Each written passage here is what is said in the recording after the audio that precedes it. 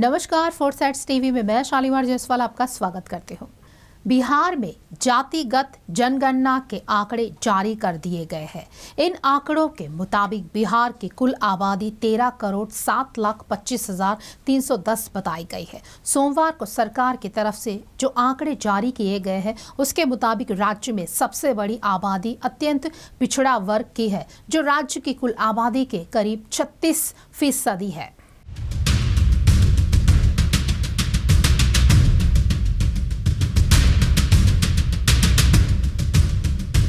बिहार जाति आधारित जनगणना डेटा जारी करने वाला पहला राज्य बन गया है और अब इस रिपोर्ट को बिहार में सभी दलों के सामने रखी जाएगी। इसके लिए मुख्यमंत्री नीतीश कुमार ने आज यानी 3 अक्टूबर को सर्वदलीय बैठक बुलाई है। बैठक में जाति आधारित जनगणना रिपोर्ट को सभी दलों के सामने रखने के बाद आर्थिक सर्वेक्षण पर चर्चा होगी। बता दें कि बिहार सरकार ने कल जाति आधारित जनगणना रिपोर्ट जारी की, जिसमें बिहार की 215 जातियों की आबादी का ब्यौरा दिया गया है। इस रिपोर्ट के जारी होने के बाद से राज्य में राजनीतिक उथल-पुथल शुरू हो गई है।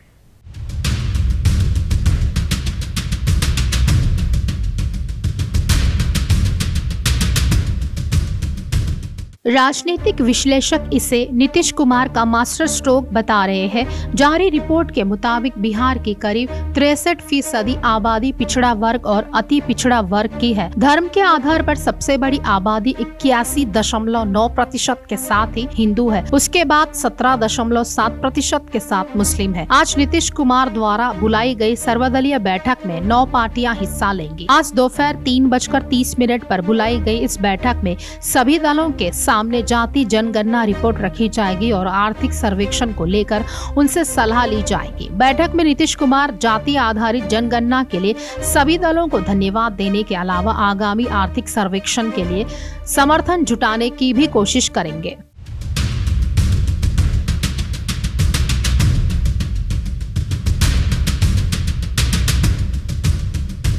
दरअसल इसी साल जनवरी में जाति आधारित जनगणना के पहले चरण में राज्य भर के मकानों की सूची तैयार की गई थी। इसमें मकान के मुखिया का नाम दर्ज किया गया था और साथ में मकान या भवन को 1 नंबर दिया गया था। इसमें करीब 2,59,00,000 परिवारों की सूची तैयार की गई थी। कास्ट सर्वे का दूसरा चरण 15 अप्रैल से शुरू होकर 15 मई को खत्म होना था, लेकिन मई के पहले सप्ताह में पटना हाईकोर्ट ने इस पर रोक लगा दी थी।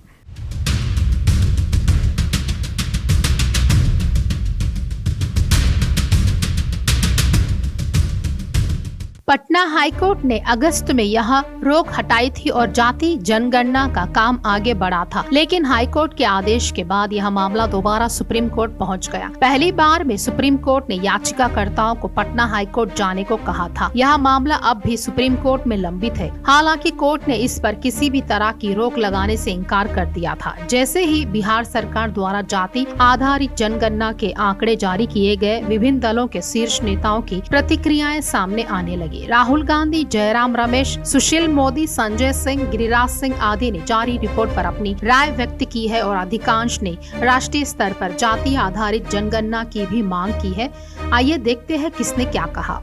राहुल गांधी ने कहा, बिहार की जातिगत जनगणना से पता चला है कि वहाँ OBC plus SC plus ST 84% है। केंद्र सरकार के 90 सचिवों में सिर्फ 3 OBC है, जो भारत का मात्र 5% बजट संभालते हैं। इसीलिए भारत के जातिगत आंकड़े जानना जरूरी है। जितनी आबादी उतना हक, ये हमारा प्रण है। जयराम रमेश ने कहा, बिहार सरकार ने अभी राज्य में कराए गए जाति आधारित सर्वे के नतीजे जारी कर दिए हैं। इस पहल का स्वागत करते हुए और कांग्रेस सरकारों द्वारा कर्नाटक जैसे अन्य राज्यों में इसी तरह के पहले के सर्वेक्षणों को याद करते हुए भारतीय राष्ट्रीय कांग्रेस अपनी मांग दोहराती है कि केंद्र सरकार जल्द से जल्द राष्ट्रीय जाति जनगणना कराए। UPA 2 सरकार ने वास्तव में इस जनगणना के कार्य को पूरा कर लिया था, लेकिन इसके नतीजे मोदी सरकार ने जारी नहीं किए। सामाजिक सशक्तिकरण कार्यक्रमों को मजबूती प्रदान करने और सामाजिक न्याय को आगे बढ़ाने के लिए ऐसी जनगणना आवश्यक हो गई है।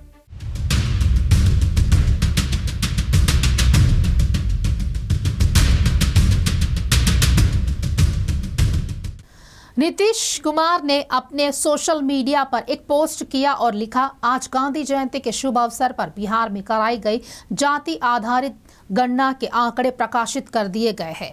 जाति आधारित गणना के कार्य में लगी हुई पूरी टीम को बहुत बहुत बधाई।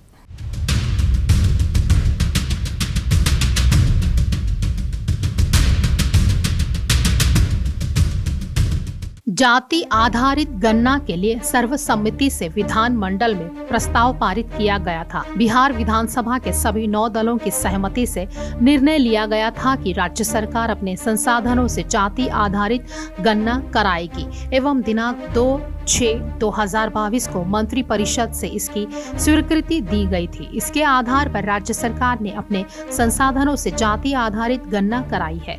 जाति आधारित गणना से न सिर्फ जातियों के बारे में पता चलता है बल्कि सभी की आर्थिक स्थिति की जानकारी भी मिलनी है।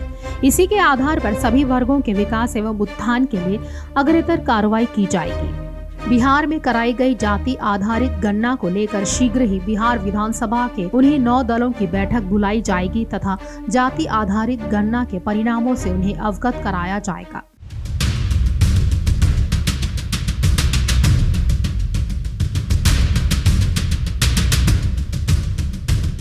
तेजस्वी यादव ने अपनी प्रतिक्रिया देते हुए ट्वीटर किया और कहा, कम समय में जाति आधारित सर्वे के आंकड़े एकत्रित एवं उन्हें प्रकाशित कर बिहार आज फिर एक ऐतिहासिक क्षण का गवाह बना।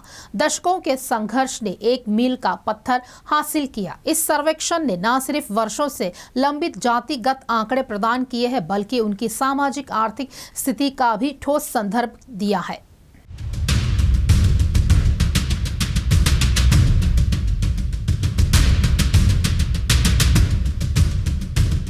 अब सरकार त्वरित गति से वंचित वर्गों के समग्र विकास एवं हिस्सेदारी को इन आंकड़ों के आलोक में सुनिश्चित करेगी। इतिहास गवाह है, भाजपा नेतृत्व ने विभिन्न माध्यमों से कितनी तरह इसमें रुकावटें डालने की कोशिश की। बिहार ने देश के समक्ष एक नजीर पेश की है और एक लंबी लकीर खींचती है सामाजिक और आर्थिक न्याय की मंजिलों के लिए। आज बिहार में हुआ है, कल पूरे देश में करवाने की आवाज उठेगी और वो कल बहुत दूर नहीं है। बिहार ने फिर देश को दिशा दिखाई है और आगे भी दिखाता रहेगा।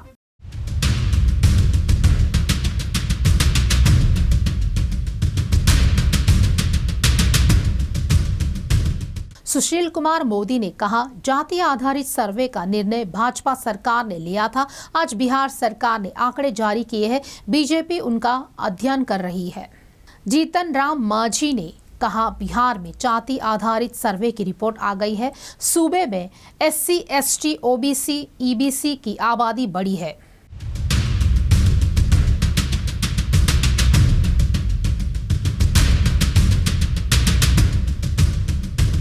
लेकिन उनके साथ गलत व्यवहार किया जा रहा है। मैं माननीय नीतीश कुमार जी से अनुरोध करता हूं कि वे राज्य में जनसंख्या को ध्यान में रखते हुए सरकारी नौकरियां, स्थानीय नगर पालिकाओं में आरक्षण लागू करें। दिग्विजय सिंह ने कहा कि जाति आधारित सर्वेक्षण के लिए बिहार सरकार को बधाई। मध्य प्रदेश में हमारी सरकार बनने के बाद हम यहाँ भी जाति आधारित सर्वे कराएंगे।